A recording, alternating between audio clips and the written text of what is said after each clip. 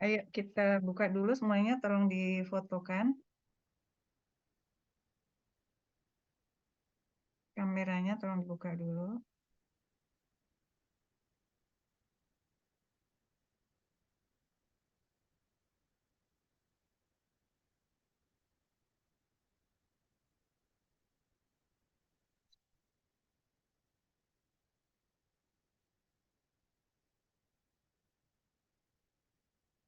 Kabari kalau udah selesai ya.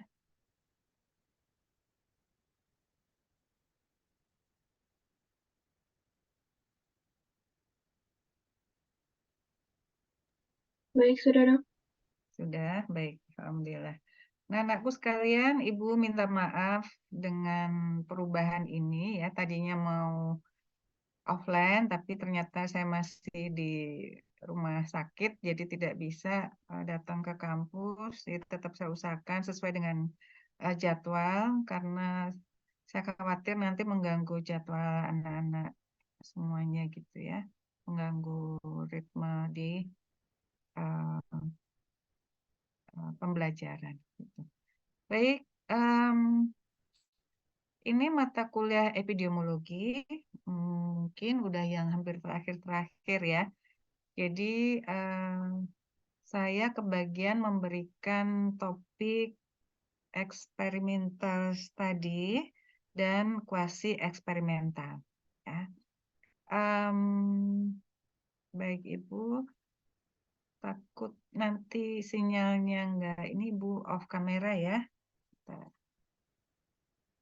Saya izin share screen.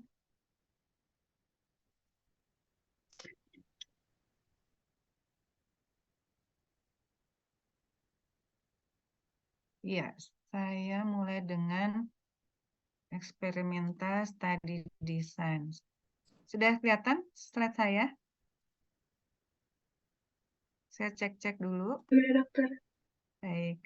Suara saya terdengar dengan baik? Iya, Dokter. Baik. Alhamdulillah. Ini nanti sebagian masih dalam bahasa Inggris ya. Terus terang ini materi yang apa namanya? Materi yang apa? Cukup advance mungkin seperti itu ya. Dan untuk skripsi anak-anak nanti mungkin tidak akan terpakai gitu ya. Artinya dengan status sebagai student mahasiswa gitu ya, secara etika dengan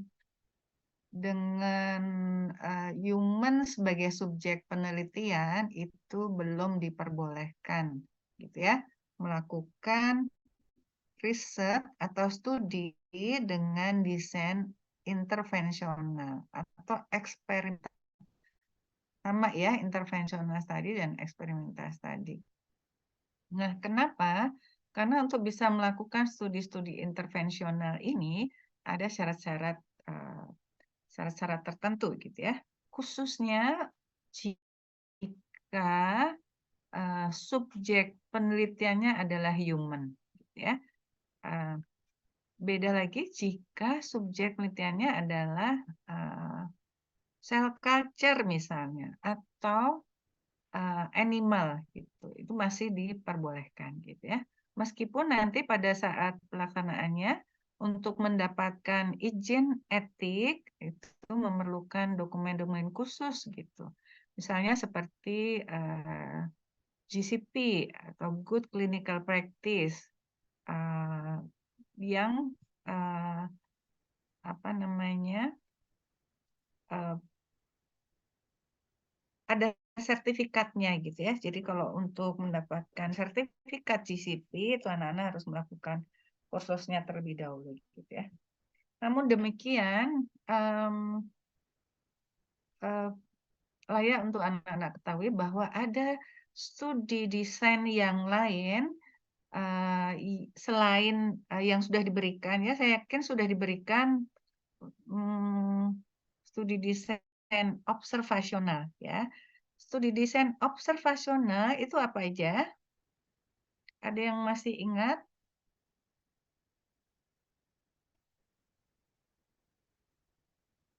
Renasya, mungkin masih ingat Renasya? Yang observasional apa saja?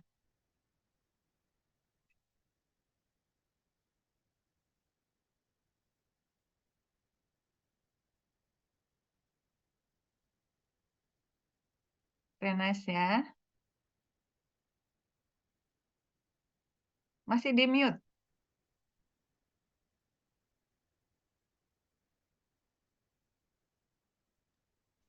Nggak ingat, dokter. Yang observasional nggak ingat? Kita sekarang ini sedang membicarakan interventional study design. Ada yang ingat? Oh, izin dok, yang cross sectional gitu-gitu bukan dok? Cross sectional, cohort, case control. Terus case control, iya. Jadi setuju teman-teman yang lain? Setuju, Bu. Baik, ada yang tidak setuju? Derry? Setuju ya?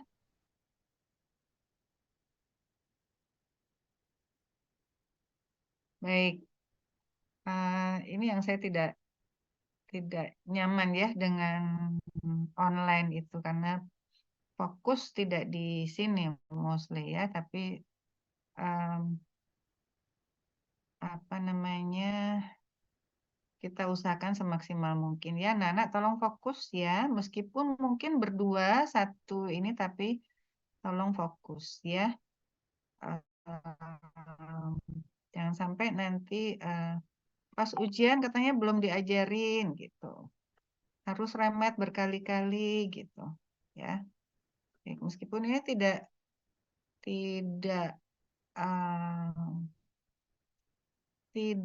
relate directly gitu ya ke pendidikan dokter, tapi untuk apa namanya dalam waktu dekat itu akan membuat skripsi, kemudian nanti kalau udah jadi dokter hal semacam ini akan sangat diperlukan gitu ya. Baik, tolong fokus ya anak-anak ya, karena saya sendiri juga fokus kok untuk dan serius menangani hal ini, tidak disambi-sambi ya. Baik, jadi kita sepakat bahwa ini dulu deh, ya, bahwa di dalam studi epidemiologi gitu ya, dalam studi epidemiologi ini ada dua grup besar ya. Yang satu adalah observational study atau non eksperimental dan interventional study atau experimental study ya. Ada dua grup besar dalam studi epidemiologi ya, di mana tadi yang saya tanyakan dalam studi observasional itu ada yang disebut sebagai cross-sectional, case control, dan cohort study, di mana ketiga tipe studi ini merupakan tipe studi yang analitik, yang basis analisanya adalah individu, ya. Sementara pada yang deskriptif, yang studi deskriptif yang berbasis individu analisanya, yaitu ada case report dan case series, ya. Nah, selain basis individu analisanya, ada yang basic analisanya adalah populasi di sini, ya. Yaitu ada yang descriptive health survey atau ecological study secara analitik, ya. Jadi tolong dipahami bahwa ada dua tipe besar dalam studi epidemiologi ini, yaitu observasional yang ada di kiri ini, dan eksperimental atau interventional study. Ya, kita sekarang bicara di sini yang eksperimental atau interventional study. Ya. Di mana dalam eksperimental atau interventional study ini ada yang disebut sebagai randomized control trial. Ini merupakan studi-studi yang true eksperimental, ya. Yang randomized control trial ini yang true eksperimental. Dan ada yang non-randomized eksperimental atau disebut sebagai quasi eksperimental, ya. Quasi eksperimental. Nah, pada pertemuan hari ini kita akan membicarakan yang di sini, yang di kanan sini, ya. Nah, apa itu yang disebut sebagai experimental study? Ya, kita membandingkan dulu, ya. Pada studi observasional, ini seorang peneliti hanya mendokumentasikan adanya paparan atau pajanan atau eksposur, ya, dan hasil yang terjadi. Apa itu hasil yang terjadi? Yaitu outcome, ya, outcome akibat dari paparan, ya. Biasa juga disebut paparan itu adalah variabel independen, dan hasil atau outcome-nya itu disebut sebagai variabel dependen, ya, tanpa berusaha mengubah jalannya peristiwa alam. Jadi betul-betul hanya melakukan observasi atau pengamatan, ya, tanpa ada intervensi. Ya, sementara pada interventional study atau experimental study, peneliti secara aktif melakukan intervensi terhadap alam atau populasi, ya. Melakukan intervensi pada keseluruhan atau beberapa partisipan penelitian untuk mengetahui pengaruh dari intervensi atau paparan tersebut, ya. Nah, pada ini belum saya ganti ke bahasa Indonesia, ya. Nanti kalau ini udah saya ganti, ya. Anak-anak kira-kira kesulitan nggak kalau dalam bahasa Inggris?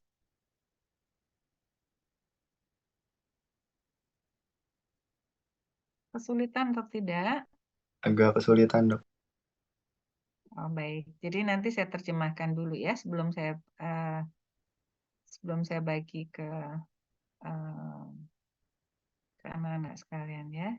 Jadi pada studi eksperimental juga tidak melakukan treatment, ya. Don't test potential treatment. Sehingga hanya mengobserv, melakukan pengamatan. Jadi treatment adalah, kalau dalam studi intervensi ini, paparan itu bukan disengaja oleh peneliti, tetapi memang paparan yang terjadi secara natural, ya, secara natural, dan dilakukan pengamatan terjadinya outcome. Outcome itu bisa berupa penyakit atau disease, ya, bisa juga berupa permasalahan kesehatan yang lain selain disease, ya.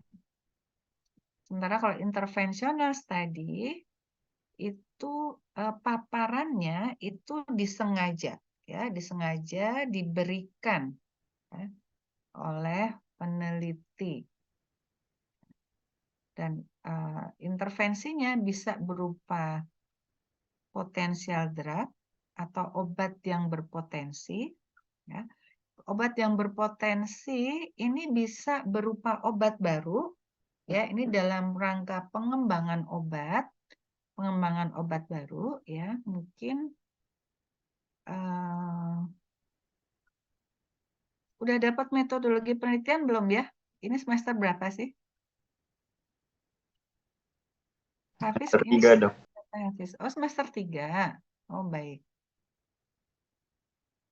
Oh, baru semester 3, ya. Berarti nanti di semester 4 mungkin akan mendapatkan metodologi penelitian, ya. Nanti ada ketemu dengan saya lagi untuk metodologi penelitian. Nanti saya sampaikan bagaimana proses pengembangan obat atau obat baru ya, proses pengembangan obat baru sebelum eh, dilepas di market atau pengembangan alat kesehatan baru ya. Nanti ini studi desainnya dengan intervensional study ya dalam pengembangannya. Jadi sekali lagi dalam studi intervensional atau eksperimental study itu diterapkan pada proses pengembangan obat baru atau medical device baru ya, atau prosedur prosedur tata laksana baru dalam tata laksana pelayanan kesehatan ya. Itu biasanya dalam skop clinical trial ya. Nah,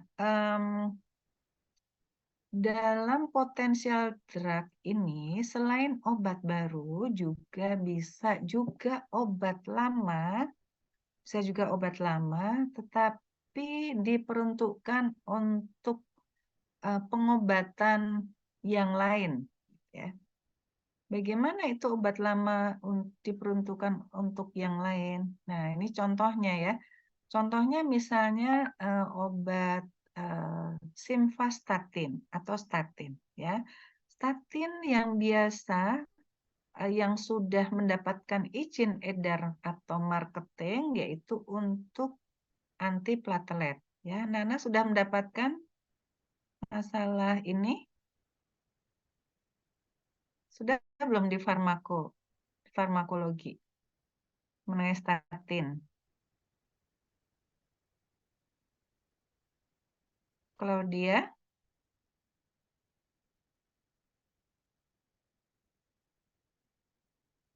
Claudia Iya, Dok. Atika, Iya, Dok. sudah dapat belum di farmakologi mengenai statin, simvastatin?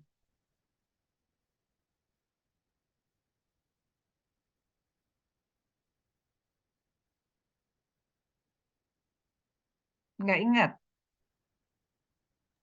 Seingat saya obatnya itu cuman yang anti aritmia, Dok. Untuk yang hipertensi nggak ada, Dok.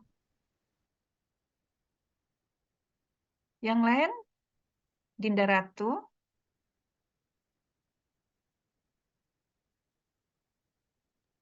Kalau di materi PJK baru sekilas doang, Dok. di materi farmakologi, udah dapat belum farmakologi?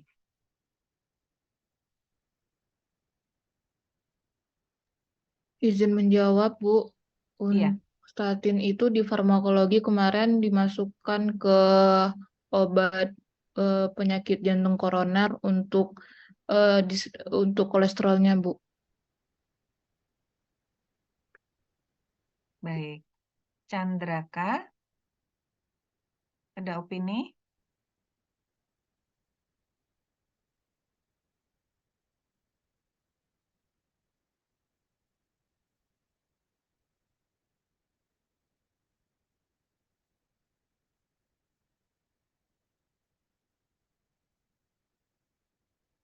Chandraka?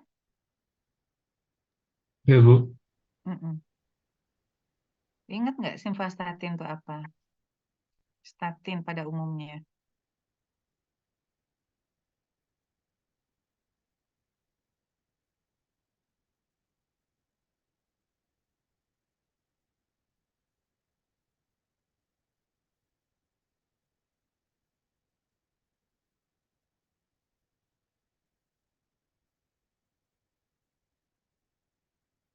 Ada yang ingat? Yang lain?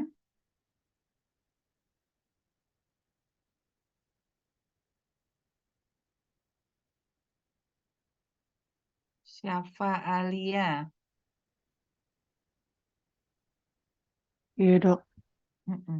Ingat nggak statin, simvastatin? Antiviral, aduh. Hmm?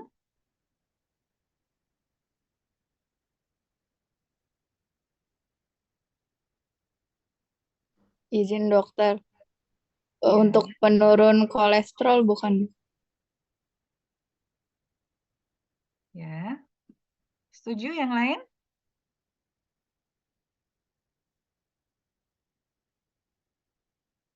Tekan. Yang lain setuju enggak? Lupa. Nanti dibaca lagi ya. Jangan lupa itu obat penting ya dan common. Common itu udah biasa dipakai orang ya. Saya nggak tahu masuknya di farmakologi atau di PJK. Dua-duanya mestinya ya. Bagaimana membahas mekanisme obat di farmakokinetiknya harusnya ada itu juga.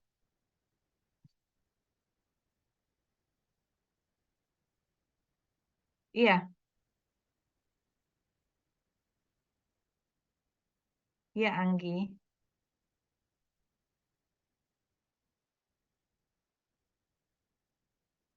Yang saya panggil langsung jawab ya.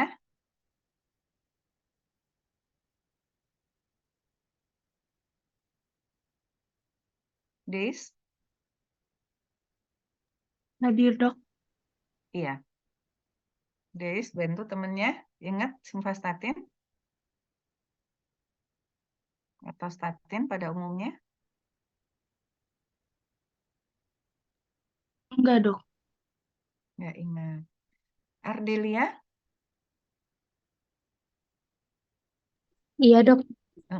Ingat? Untuk menurunkan kolesterol, Dok, simvastatin. Oke, yang lain bagaimana? Setuju? Setuju, Dok. Setuju, Dok. Setuju Setuju, semua? Dok.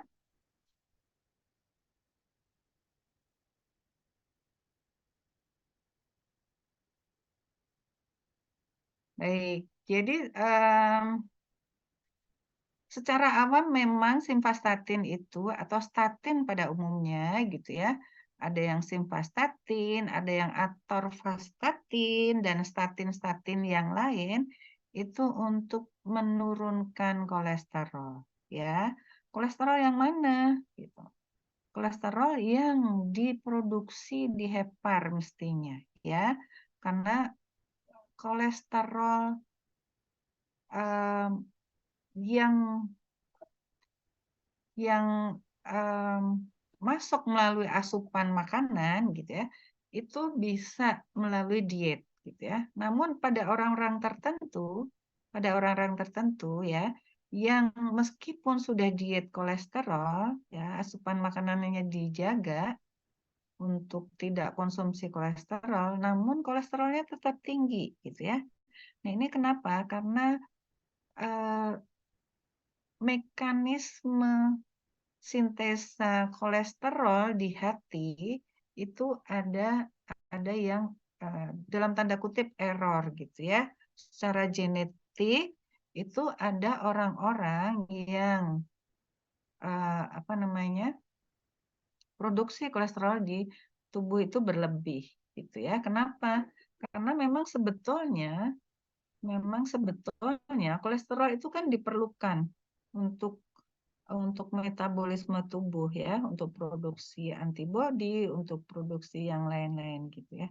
Nah, oleh karena itu di hati diproduksilah kolesterol gitu ya. Tapi pada orang-orang tertentu secara genetik itu produksinya berlebih gitu ya. Sehingga golongan statin ini untuk menekan hal itu gitu ya. Nah, itu eh, peruntukan utama statin ini ya, sehingga izin edarnya itu untuk itu gitu ya, untuk menekan produksi kolesterol dalam tubuh. Nah, tetapi ya secara um, in silico itu studi literatur itu ternyata simvastatin itu atau statin pada umumnya itu bisa juga untuk menekan inflamasi gitu ya. Sehingga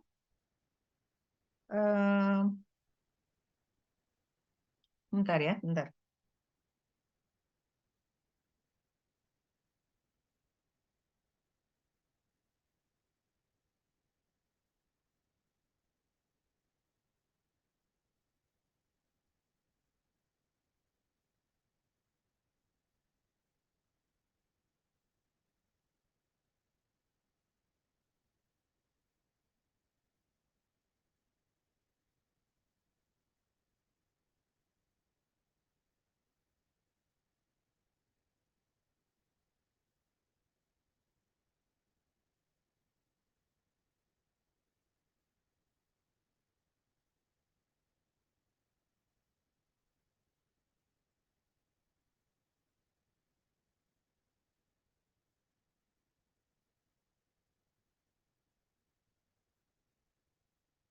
Iya, maaf ya, ada intruder.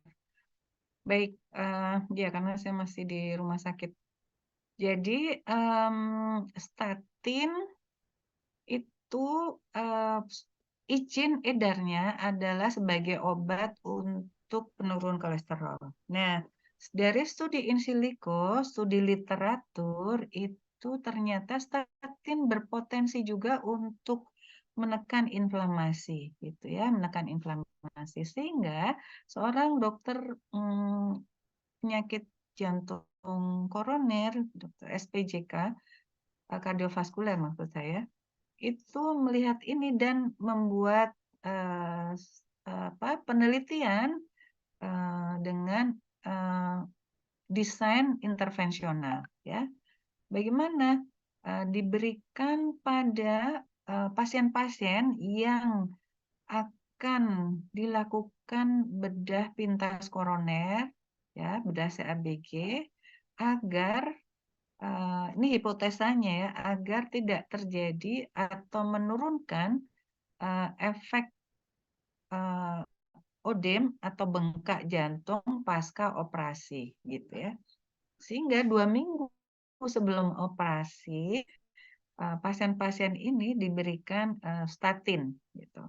Nah, untuk membuktikan bahwa efek antiinflamasi pembengkakan jantung pasca operasi itu bisa ditekan atau dicegah dengan pemberian statin sebelum dilakukan bedah pintas koroner. Nah, ini juga studi intervensi ya untuk potensial drug. Ini bukan dalam rangka pengembangan obat baru, tetapi pengembangan obat lama untuk tujuan yang lain, gitu ya. Nah, jika diperuntukkan untuk tujuan yang lain, obat yang sudah mendapatkan izin edar itu diperlukan hasil penelitian dengan intervensional study ini, gitu ya. Sampai sejauh ini anak-anak paham? Bisa dimengerti ya? Bisa, Bu.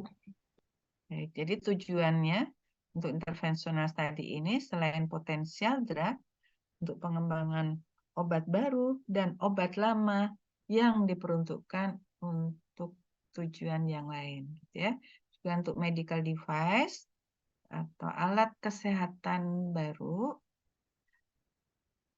untuk aktivitas yang baru, kemudian prosedur yang baru.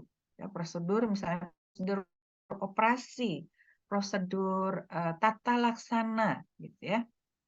Yang baru di luar yang sudah ada itu harus melalui studi intervensi ini, ya, desainnya intervensi. Baik, nah dalam ini belum saya sampaikan gitu ya, dalam hierarki kekuatan evidence base-nya gitu ya, evidence base saya yakin sudah diberikan Dr. Gea, evidence base tadi, dalam hierarkinya itu yang tertinggi itu memang setelah meta-analisis dan systematic review itu adalah randomized control trial, ya. Jadi evidence-based medicine yang paling kuat paling kuat validitasnya gitu ya. Validitasnya paling kuat setelah meta-analisis dan systematic review adalah randomized control trial ini yang dilakukan secara interventional study atau experimental study ya. Nah, desain penelitian intervensional juga disebut desain penelitian eksperimental sama ya. Adalah desain di mana peneliti melakukan intervensi pada satu titik tertentu selama penelitian. Studi intervensi pada manusia juga sering sebagai percobaan ya, dengan kata lain adalah percobaan. Karena dilakukan intervensi. Sehingga disebut juga sebagai eksperimental. Desain penelitian intervensi yang paling umum dan terkuat adalah uji coba terkontrol secara acak atau randomized control clinical trial. Studi intervensi berdasarkan desain bersifat prospektif ya, tapi ini tidak sama dengan kohort ya. Kohort ada yang kohort prospektif. Jadi disebut prospektif karena secara waktu, dimensi waktunya itu adalah maju ke depan ya.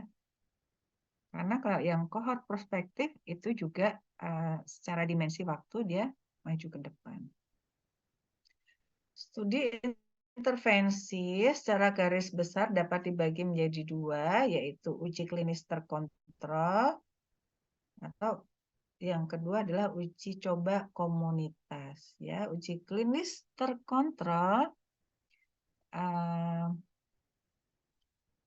ya, di mana individu yang di-assign atau ditempatkan sebagai pada kelompok treatment itu diberikan intervensi ya. Yang lain adalah uji coba komunitas atau di lapangan. Nah, untuk uji coba komunitas ini mungkin anak-anak pernah mendengar belakangan ini ada uji intervensi nyamuk Babesia. Ada yang pernah dengar uji intervensi nyamuk Babesia?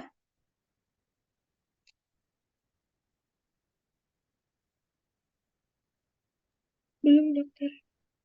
Dia Salsabila, pernah dengar nggak? Belum pernah dengar, dokter. Ya? Belum.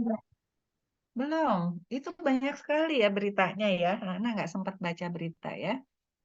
Jadi itu nyamuk Babesia itulah nyamuk yang dihasilkan dari genetic engineering gitu ya. Jadi apa bahasa Indonesianya genetic engineering? Rekayasa genetika ya. Jadi nyamuk itu di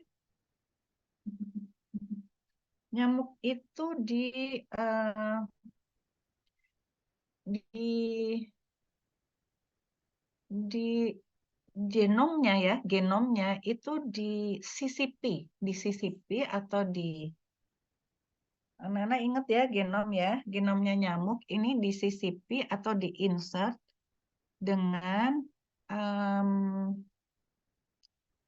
dengan satu gen dari bakteri gitu ya, dengan satu gen dari bakteri. Nah, akibatnya apa dari penyisipan ini, dari insert dengan gen bakteri ini, nyamuk tersebut, ini nyamuk-nyamuk jantan ya, nyamuk-nyamuk jantan.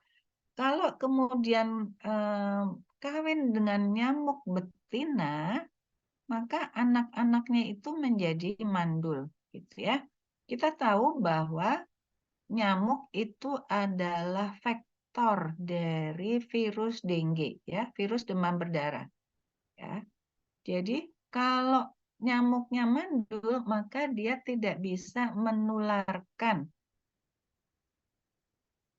virus demam berdarah, gitu. Sehingga virus demam berdarahnya tidak bisa berkembang dan ditularkan ke individu lain gitu. Nah, ini Karena yang mendanai riset itu adalah Bill Gates. Bill Gates anak-anak tahu ya. Maka kemarin yang disebar itu adalah yang penyebarnya itu adalah Bill Gates. Disebar di beberapa kota di Indonesia, juga di negara-negara lain yang mau berpartisipasi gitu ya. Di Indonesia disebar di mana aja? Di Yogyakarta, kemudian di daerah Banten, kemudian di daerah Sumatera ada ya, belum semuanya. Jadi beberapa ini. Itu merupakan ya penyebaran nyamuk ini merupakan juga studi intervensi yang analisisnya adalah populasi ya, eksperimental populasi ya, studi eksperimental populasi. Nanti diamati bagaimana ini kalau yang ini diberikan yang ini merupakan daerah yang diberikan nyamuk gitu ya, misalnya kita contohnya nyamuk penyebaran Babesia. Intervensinya adalah nyamuk Babesia itu. Nanti dievaluasi insiden penyakit dengue pada populasi yang diberikan treatment ini bagaimana dan dibandingkan dengan kontrol ya. Pada kota-kota insiden penyakit dengue-nya bagaimana gitu. Ini sebagai kontrol ya pada kota-kota yang tidak diberikan intervensi nyamuk tersebut. Nah, karena unitnya adalah populasi, maka yang disebut eksperimental populasi. Ya, anak-anak paham ya sekarang bedanya dengan uji klinis pada human dan pada populasi.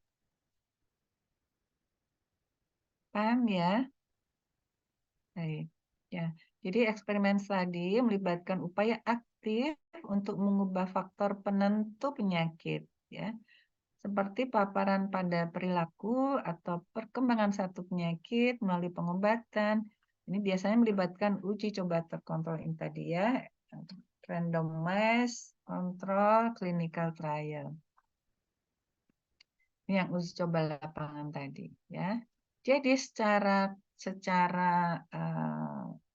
summarize, kesimpulannya bahwa ada dua skala besar ya. Skala besar pada studi-studi epidemiologi yaitu observational study dan eksperimental study ya. Yang observasional ini kemarin sudah dipelajari, diberikan oleh Dr. Gea dan Dr. Wawang, Pak Dekan, sementara yang kita kali ini mempelajari yang eksperimental study.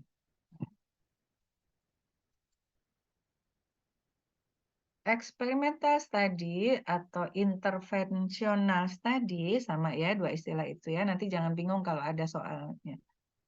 Dalam menjawab soal jangan bingung ya, antara experimental study dan interventional study itu sama ya. Used to evaluate, digunakan untuk mengevaluasi pertanyaan-pertanyaan yang relevan dengan therapeutic agent atau prevention ya, agen-agen terapeutik atau ini sini bisa obat, bisa alat kesehatan ya. Therapeutic agent can include prophylactic agent, treatment, surgical approaches atau diagnostic test ya, ini disebut sebagai therapeutic agent. Prevention meliputi perubahan-perubahan yang dilakukan untuk protective equipment, ya, engineering control, bisa juga manajemen, policy, kebijakan, atau any element atau elemen-elemen yang lain that should be evaluated. Nah, ini bisa kebijakan kesehatan ya, yang sifatnya untuk prevensi, sehingga bisa dievaluasi. To be evaluated as a potential cause of disease atau injury. Ya. Jadi pada interventional study ini yang quasi eksperimental ya, true experimental design and quasi experimental design. Ya. Baik, ini yang purpose non-randomized. Sebentar. Nah, pada yang eh, kita kembali lagi ke intervensional ya. Untuk yang eksperimental study atau intervensional study ini biasa disebut sebagai true eksperimental ya. Untuk yang true eksperimental, anak-anak sudah paham? Paham ya? Sekarang saya akan menyampaikan yang kuasi eksperimental. Jadi ini hanya sebagai overview saja untuk diketahui bahwa ada studi eksperimental ya.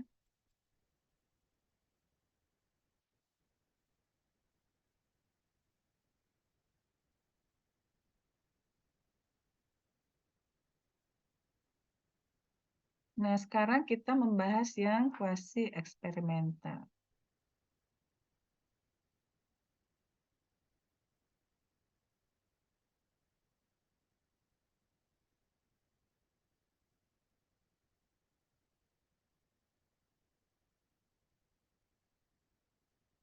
Maaf ya, saya nggak slideshow supaya saya bisa mengkontrol ininya sebentar.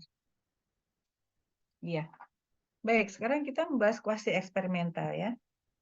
Jadi ada studi eksperimental itu ada yang true eksperimental tadi yang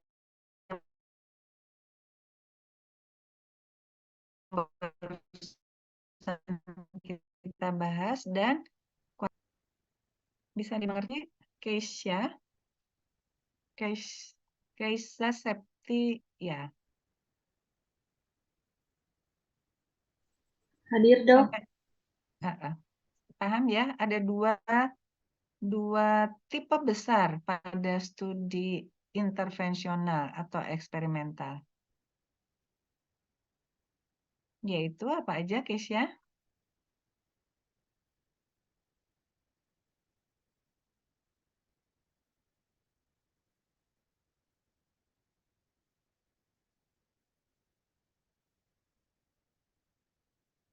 Apa aja, Keisha? True eksperimental sama kuasi eksperimental, Dok. Iya. Setuju yang lain? Yuk. Baik. Jadi kita tadi sudah bahas untuk yang true eksperimental ya. Yang true eksperimental unit analisisnya ada berapa?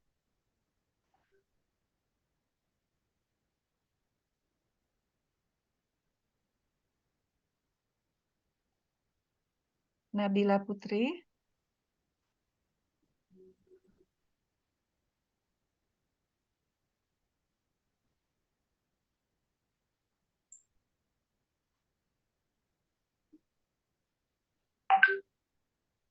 Nabila Putri.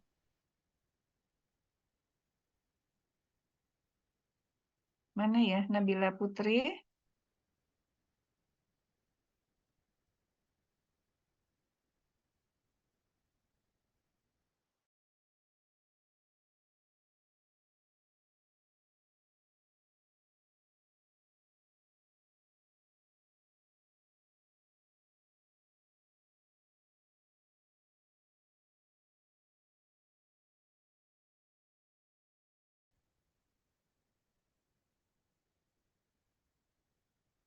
Tadi nggak dengar ya? Tadi jaringan saya putus-putus saya. Oh, putus-putus. Ya. Jadi bisa dijawab pertanyaan saya?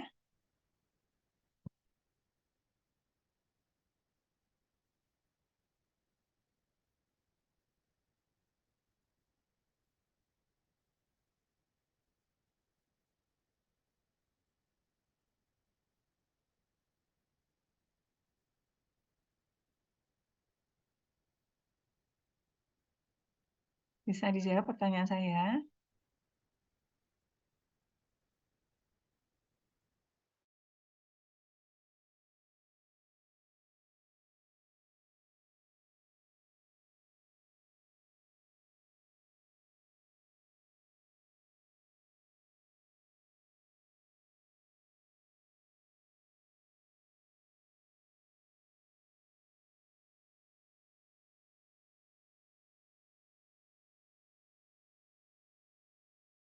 Eksperimental, ya dok. Ya.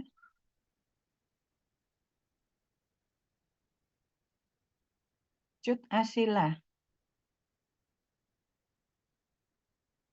Cut Asila Haura.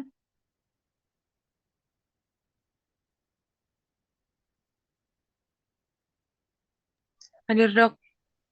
Iya. Bisa tolong dijawab pertanyaan saya tadi?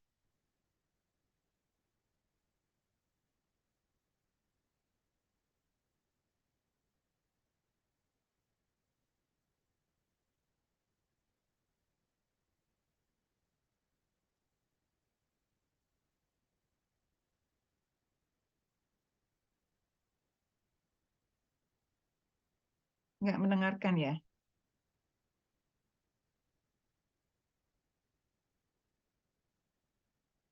Sidan coba. Zaki Sidan Muhtar. Bisa jawab pertanyaan saya tadi?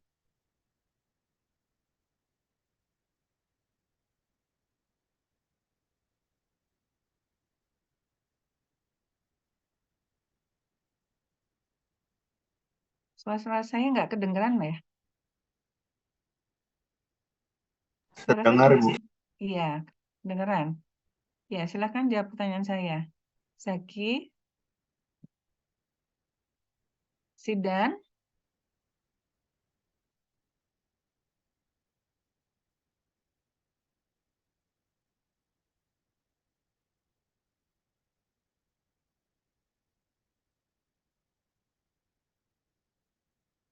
Abigail.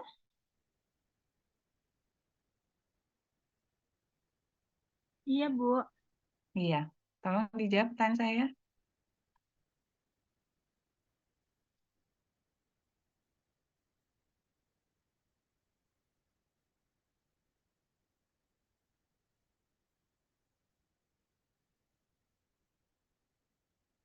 Atau ada yang bisa menjawab? Yang lain?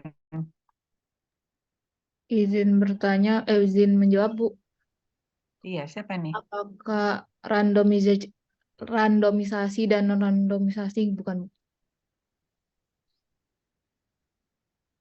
Pada true eksperimental itu harus randomisasi ya. Nah, unit analisisnya apa pada yang true eksperimental? Itu tadi pertanyaan saya. Dery mau coba? Yang populasi itu bukan, Bu. Iya, populasi dan individu ya. Unit analisisnya adalah populasi dan individu. Jadi bisa populasi, bisa individu. Terima kasih Dery mendengarkan. Kemudian untuk true eksperimental diaplikasikan pada studi-studi apa? Untuk studi apa biasanya?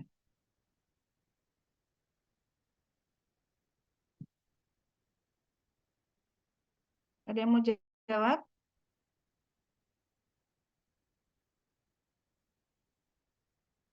Abigail tadi udah bisa?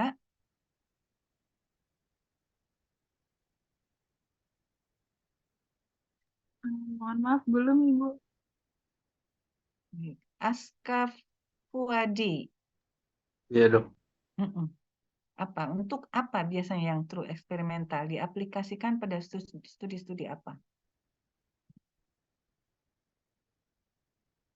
Tadi tuh untuk yang buat uji obat-obatan itu dok, yang obat lama obat baru, terus operasi, tindakan operasi, um, Mm-mm. apa ya, sama alat kesehatan dok. Mm-mm.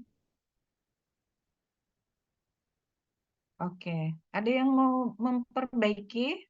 Sudah bagus, Aska. Ada yang mau memperbaiki, menambahkan?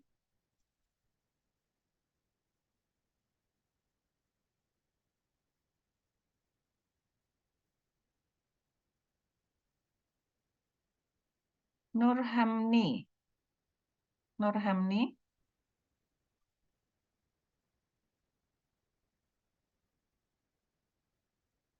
Mana ya, Nurhamni?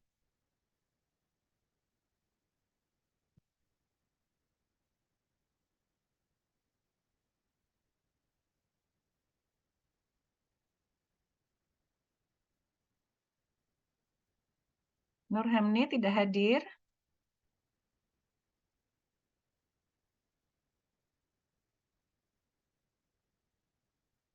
Shofi Salsabila.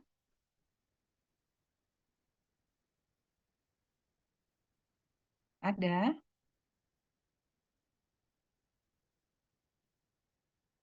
Shofi Salsabila ada. Saya udah 2 kali manggil ya.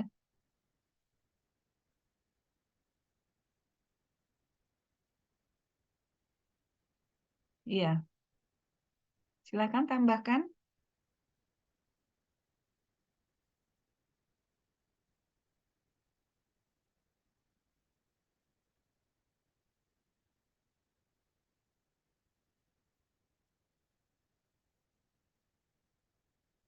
Nggak bisa. Amandaliah Katrina. Ya, Bu. Silakan tambahkan tadi jawaban Abi Aska.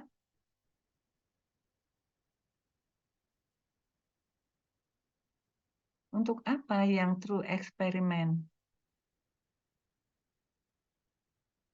Tujuannya untuk apa? Biasanya diaplikasikan pada studi-studi apa? Untuk tujuan apa?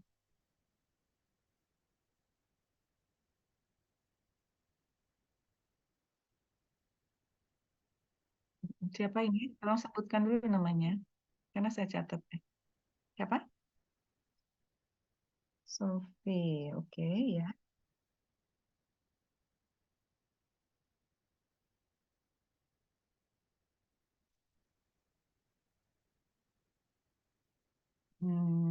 Setuju nggak yang lain?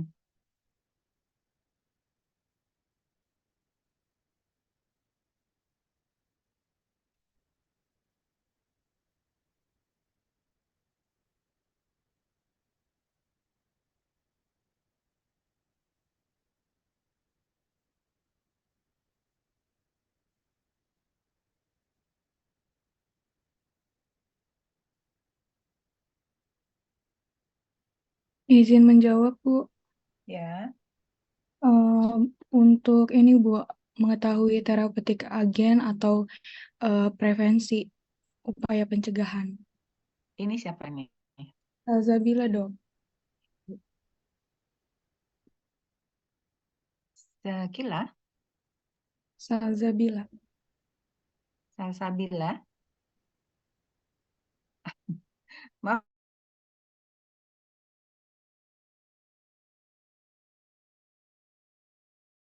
Ya. Baik. Jadi saya ulangi ya. Tadi yang ini berarti anak-anak tuh tidak mendengarkan ya.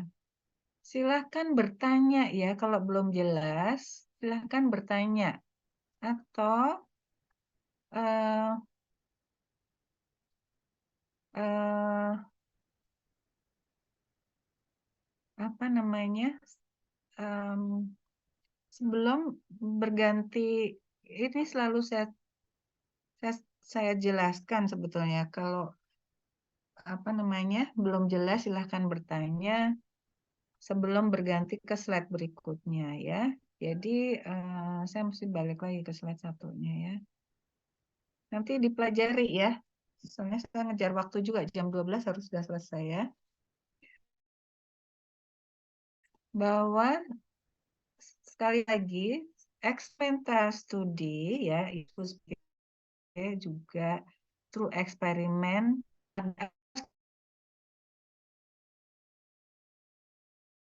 skala besar, true eksperimen dan quasi menjadi 2 ya di skala tadi ya. Yang true eksperimental dan quasi eksperimental ya. Pada yang true eksperimental itu ada 2 unit analisis ya, subjek, human sebagai subjek dan populasi ya. Tujuannya apa yang true eksperimental? Biasanya untuk pengembangan obat baru. Tujuannya untuk pengembangan obat baru atau dilakukan atau diaplikasikan pada prosedur pengembangan obat baru, ya. Atau pengembangan obat lama yang untuk tujuan berbeda, ya. Tujuan berbeda. Tadi saya sampaikan, saya panjang lebar sudah menyampaikan contohnya adalah statin, ya. Statin itu izin edarnya karena dia obat lama sudah memiliki izin edar. Izin edarnya adalah untuk obat penurun kolesterol, ya. Tetapi dari studi literatur atau in silico study itu bisa juga mempunyai efek anti-inflamasi sehingga bisa menekan pembengkakan jantung pasca operasi, gitu ya, sehingga dilakukan uji coba atau true eksperimental dengan memberikan statin pada pasien-pasien yang akan dilakukan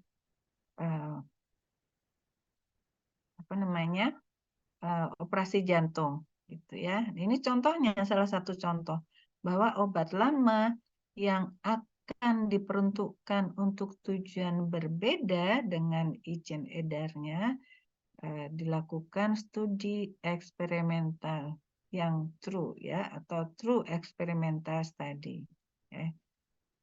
Jadi selain untuk pengembangan obat baru, pengembangan obat lama yang untuk peruntukan baru juga untuk pengembangan medical device baru atau alat kesehatan baru, ya. Itu yang unit analisisnya adalah human atau individu, ya. Dan itu ada juga yang unit analisisnya adalah populasi. Ya, itu yang true eksperimental. Nanti dibaca lagi untuk lengkapnya, ya. Mama tolong diperhatikan. Kalau saya panggil tidak menjawab, akan saya coret ya dari kehadirannya. Baik, sekarang kita ke kuasi eksperimental. Ya. Apa itu kuasi eksperimental? Quasi experimental design does not involve random assignment. Jadi pada eksperimental jenis yang ini atau tipe yang ini tidak ada randomisasi, ya, sehingga subjek penelitian itu dialokasikan tanpa randomisasi, ya, sehingga partisipan are assigned to group based on existing karakteristik, ya. Jadi tidak ada randomisasi, alokasi penempatannya pada kelompok treatment atau kelompok kontrol itu berdasarkan karakteristik dari populasi tersebut, ya. Karakteristiknya apa? Misalnya gender atau treatment history, ya. Jadi quasi experimental design is a type of experimental design that does not meet all the requirement of the true experimental, ya. Jadi kalau eksperimental studi tersebut tidak memenuhi kriteria untuk menjadi true eksperimental, maka dia disebut sebagai quasi eksperimental, ya. Secara spesifik, requirement yang tidak terpenuhi adalah tidak adanya randomisasi, ya, seperti disebutkan di poin pertama. Ya, quasi eksperimental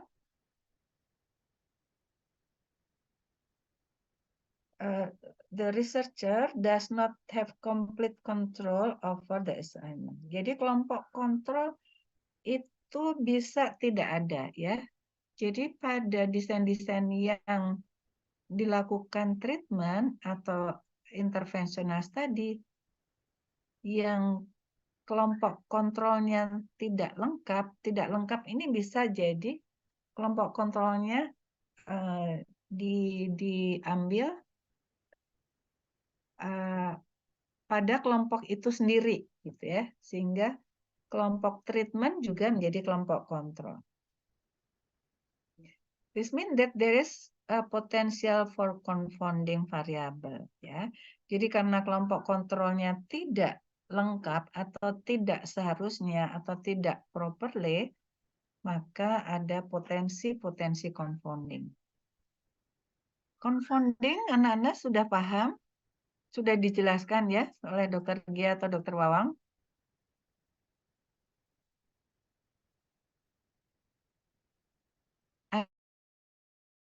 Agli, Muhammad Agli, Akli, Baik, Dok. Muhammad Akli.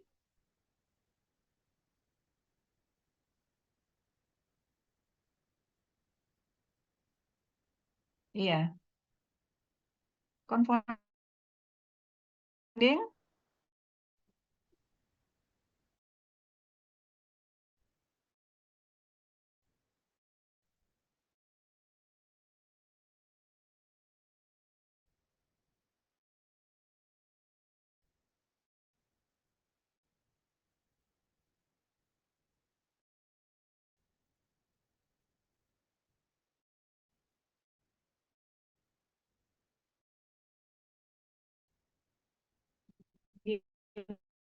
gimana?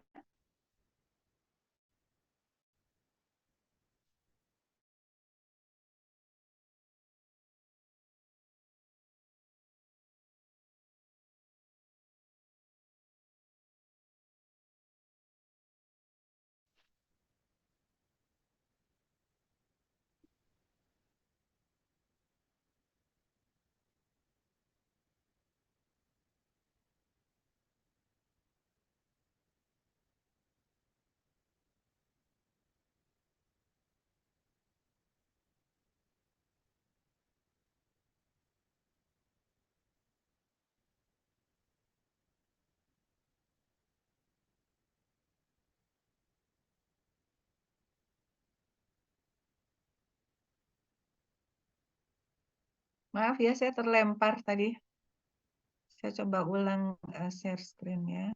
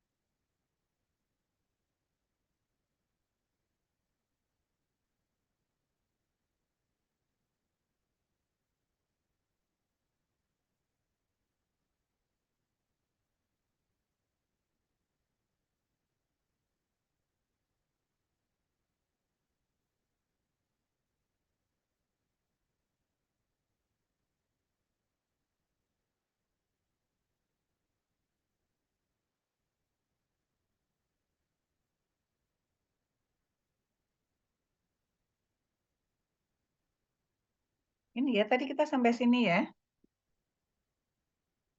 Baik, saya tadi bertanya confounding, Anda tahu confounding?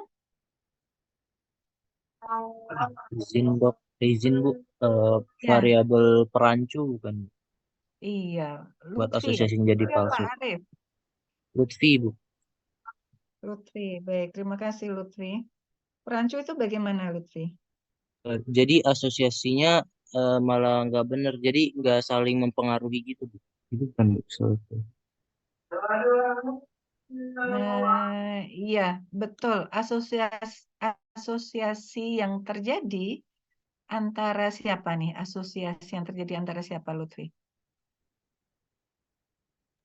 Misalkan, Bu, yang kalau dari materi-materi sebelumnya itu, kalau misalkan Hmm. penyakit DM sama kolesterolnya tinggi, berarti kan itu kan saling mempengaruhi itu, Bu, asosiasinya. Kalau misalkan yang nggak mempengaruhi, kayak misalkan dia bahasnya apa, kayak misalkan penyakitnya apa, misalkan hubungan orang yang hipertensi dengan eh, makan banyak gula gitu. Banyak gula apa banyak garam? Eh, kan nggak mempengaruhi, Bu, yang tidak terpengaruh. Kalau hipertensi garam ya, kalau DM gula ya.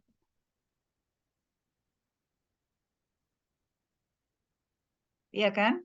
Iya, Bu. Kalau iya, kalau intake garamnya tinggi akan terjadi hipertensi. Nah, ini yang variabel dependen yang mana, yang independen yang mana, Lutfi?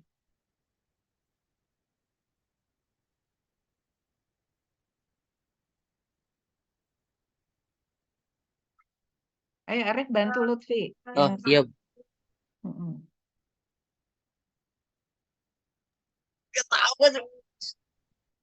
Kalau yang independen kan yang memengaruhinya, Bu.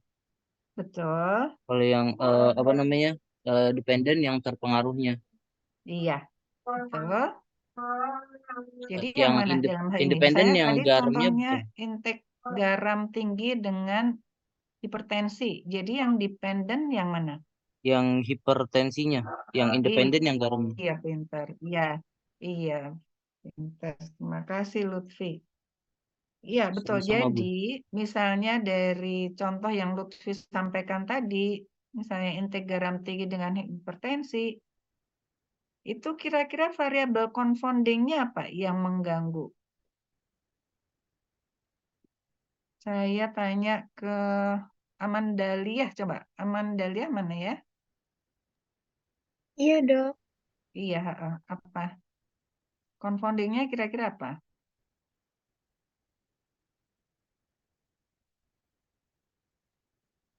Umur mungkin ya, Dok.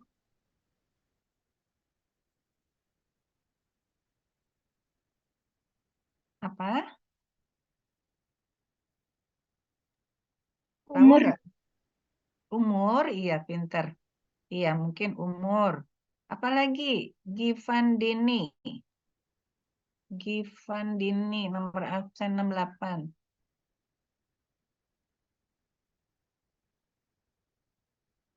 Givandini mana ya?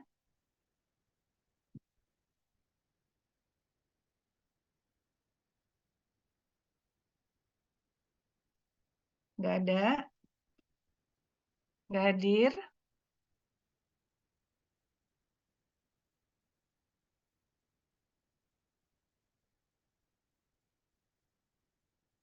Muhammad Azim.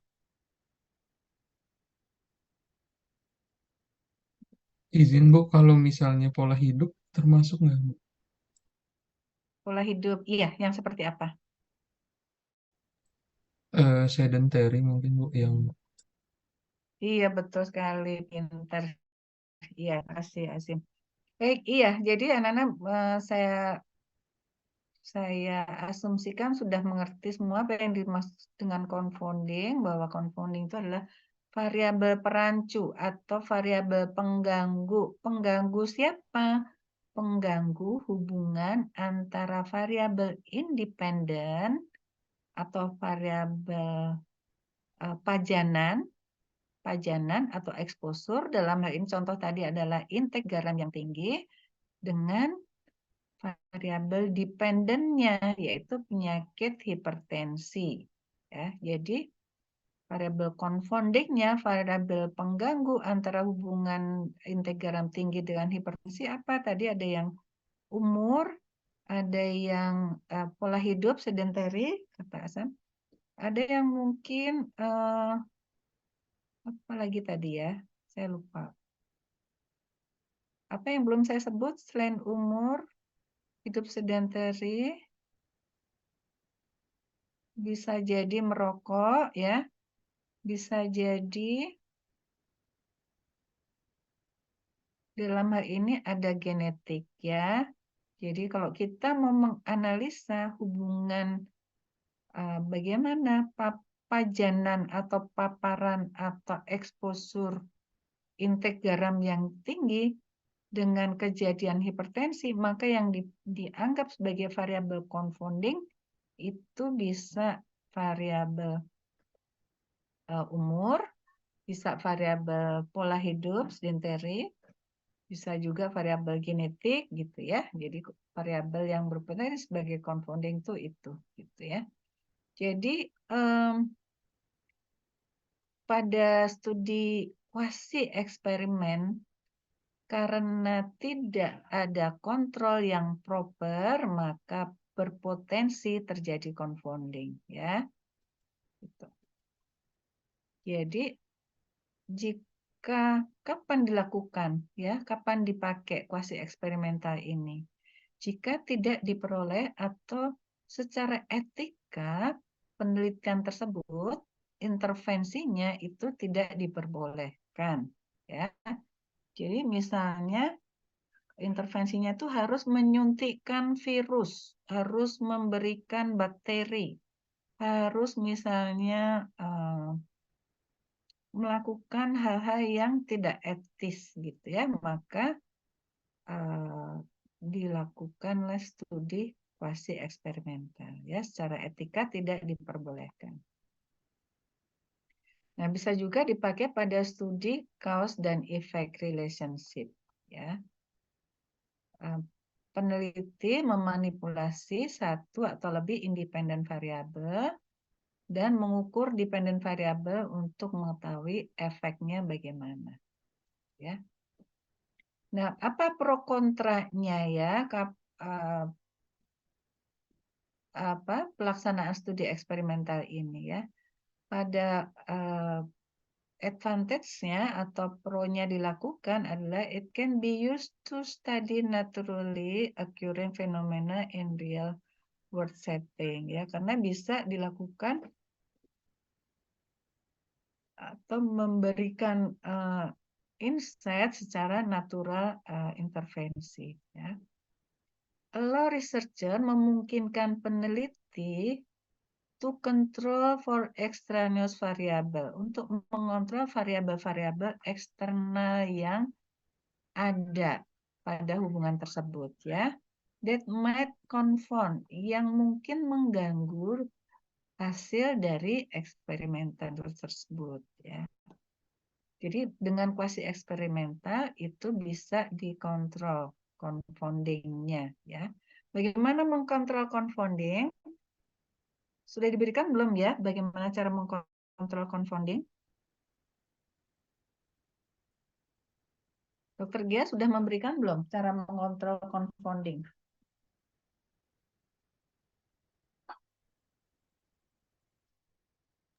Izin menjawab dok, untuk mengontrol confoundingnya belum dok? Belum ya? Iya dok.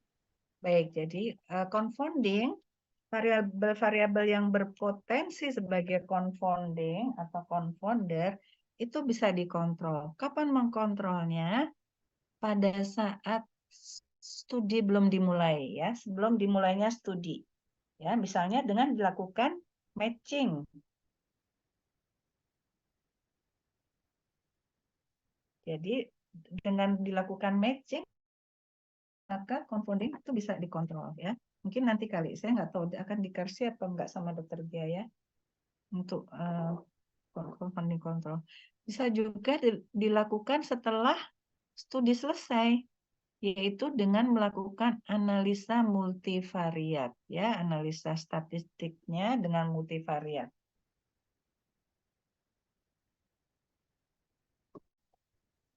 Sehingga nanti bisa ditentukan variabel mana saja yang berfungsi sebagai confounder pada hubungan tersebut. Ya. Baik, jadi itu cara mengkontrol confounding ya. Desain kuasi eksperimental can be ideal, bisa ideal untuk determining what is the best population ya. Jadi dengan studi kuasi eksperimental akan membuahkan atau menghasilkan external validity yang baik ya. Penggunaan studi eksperimental juga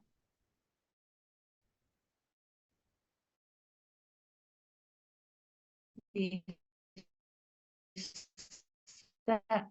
pada event-event yang studi yang jarang, event-event yang jarang itu bisa juga di ini ya. Quasi eksperimental can provide more information about causality then correlation study. Jadi dengan menggunakan desain kuasi eksperimental akan memberikan informasi-informasi yang lebih banyak tentang causality, gitu ya, tentang penyebab-penyebab satu disease, gitu. Lebih daripada memakai studi korelasi, ya. Kemudian kontranya apa, disadvantage-nya apa, kekurangannya apa dengan studi eksperimental yang kuasi ini, yaitu can less reliable. Jadi kurang reliable daripada data itu dikoleksi dari yang true eksperimental. Ya. It offer less internal validity. Jadi internal validity dari kuasi eksperimental ini lebih rendah daripada yang true eksperimental. Ya, karena emang yang true eksperimental ini kelompok kontrol atau kontrolnya itu didesain jauh lebih baik. Kenapa lebih baik? Karena memakai randomisasi kontrolnya, ya. It may allow researcher personal bias to be taken into account. Jadi kekurangan dari studi kuasi eksperimental ini akan terjadi bias, ya, karena dari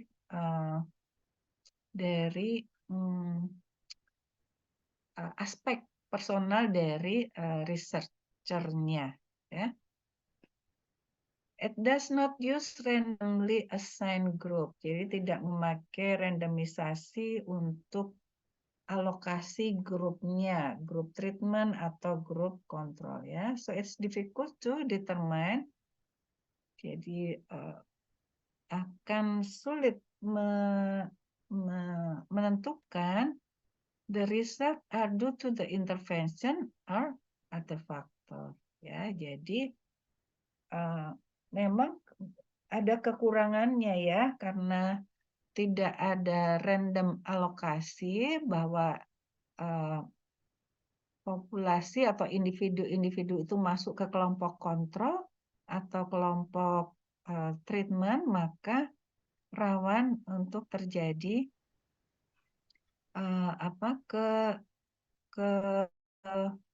ketidakpastian, gitu ya. Artinya ini benar-benar efek yang terjadi ini karena eksperimen atau karena hal lain, ya. Waktunya kurang 3 menit lagi, padahal masih banyak, ya, slide-nya, ya. Nggak apa-apa, ini saya overview aja. Jadi ada 5 tipe, ya, dalam kuasi eksperimental ini, dipahami saja. Ada 5 tipe, yaitu non-equivalent group design, ada pretest, post-test control group design, ada Salomon 4 group design, ada regression discontinuity design, ada natural experiment design, ya. Jadi yang penting untuk anak-anak ketahui bahwa kuasi eksperimental salah satu tipenya adalah pretest, post-test group design, ya. Jadi before and after desain eksperimen juga boleh, ya. Jadi yang nomor 2 ini yang paling biasa dipakai, ya. Jadi misalnya pre dan post test studi desain itu adalah kuasi eksperimental desain, salah satu tipe dari studi eksperimental desain, ya. Jadi ini saya jelaskan di sini untuk yang nomor 1, yang non equivalent group design. Ini advantage-nya apa, disadvantage-nya apa, nanti dibaca sendiri, ya.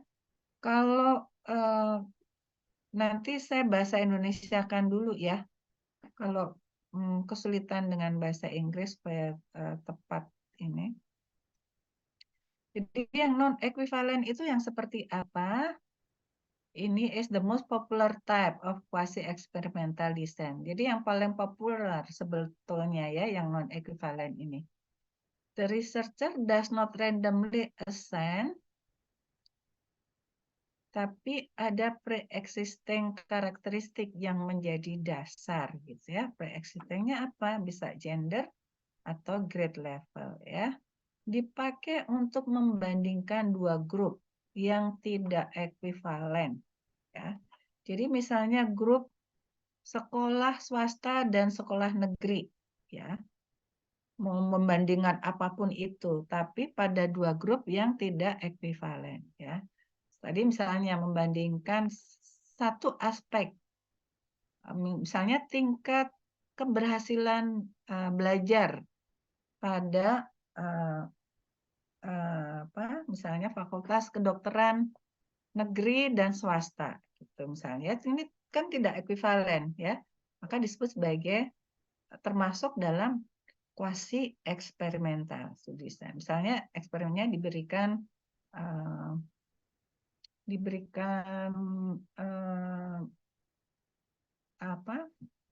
tambahan belajar gitu ya untuk mencapai nilai tertentu gitu. Tapi karena tidak ekuivalen membandingkan antara mahasiswa FK swasta dan mahasiswa FK negeri, maka disebut kuasi eksperimental yang non ekuivalen grup desain ya. Ini kelebihan dan kekurangannya. Kemudian ini contohnya. Yang nomor 2 ini yang sering dipakai juga, ini pretest dan posttest studi desain ya. Misalnya pretestnya nominalnya berapa? Misalnya nilai sesuatu gitu ya. Kemudian diberikan edukasi, kemudian diberikan tes lagi, hasilnya bagaimana posttestnya? Maka bisa memberikan kesimpulan bagaimana keberhasilan dari edukasi tersebut gitu ya. Pretest dan posttest atau before dan after study itu sama ya. Nah, ini kemudian advantage disadvantage-nya, kelebihan dan kekurangannya nanti dibaca sendiri. Ini yang Solomon for Group Design, ini oleh Dr. Paul Solomon ya yang mengembangkan. Tapi ini jarang dipakai dan hanya orang tertentu. Ini kelebihan dan kekurangannya. Kemudian ada regression discontinuity design. Ini ada breakpoint-nya. Baik, tadi soalnya kita mulainya telat ya. Baik, ini nanti dibaca. Ini keterangannya apa? Regression discontinuity itu. Kemudian ini ada dua, yang positif regression discontinuity dan yang negatif ya. Positif itu tentu saja ada increase, ada peningkatan pemahaman, kemudian ada yang decrease, ada penurunan, bisa pemahaman, bisa nilai, bisa